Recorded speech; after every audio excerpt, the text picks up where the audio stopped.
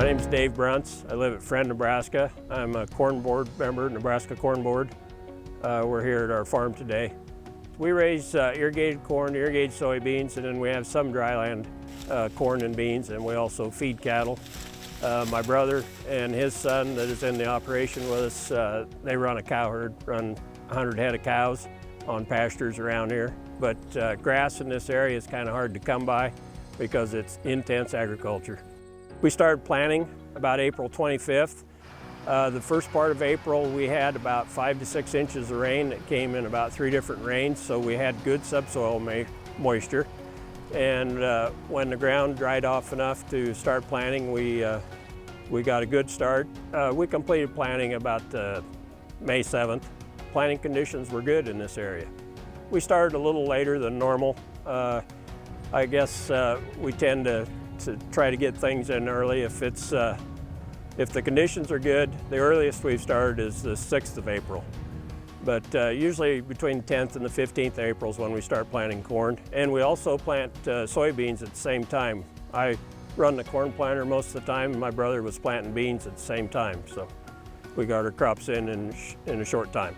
During the growing season, crop conditions looked good when we started. We were off to a good start, had good germination.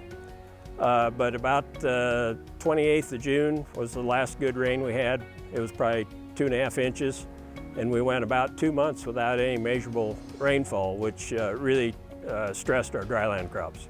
We have a little bit of gravity irrigation, some fields that just odd-shaped fields that a pivot doesn't work on that we ridge up and we lay pipe out and we gravity irrigate, but everything else is center pivot irrigation. We're in the Ogallala Aquifer in this area. So right where we're here today is really good, adequate irrigation water, underground water. We're right at the beginning of our corn harvest. It's 16th of September today. We haven't picked any corn yet, but we're prepared to go harvest corn. We've harvested about 200 acres of dryland soybeans that were close around here, that and some pivot corners. So we need a few more days on our irrigated soybeans for them to dry down. But in the meantime, we're going to harvest some corn. Maybe some of these dryland corners, the corn is breaking over, the tops are broke out, and it's starting to go down. So we want to get some of that corn before it lays on the ground and we can't get it. A great harvest season would be dry weather, but we also worry about fires. So if it gets too dry, too hot, too windy, then we have a fire danger problem, and we don't like to see that. But we like, dry weather during harvest. That way we're not tearing up our fields, and we don't compact them near as much, so we don't have to do as much deep tillage to loosen the compaction up.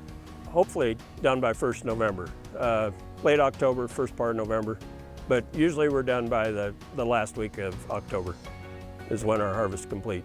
The biggest worry for farmers is maintaining this equipment and the opportunity to get the parts we need when something breaks. As everybody knows, the system is slow right now as far as getting new equipment or parts, and hopefully our dealership network around here has adequate supply of parts, so when something does break, we can be up and going within anywhere from hours to half a day. We appreciate the relationship with all our export customers. Our international partners can be confident that the American farmer will always grow a corn crop. We're on a time schedule, and last spring or even the year before, when COVID hit, we still had to plant on a certain time schedule according to the weather we're in. So our international partners, our export countries we ship to, the American farmer will always have corn for you.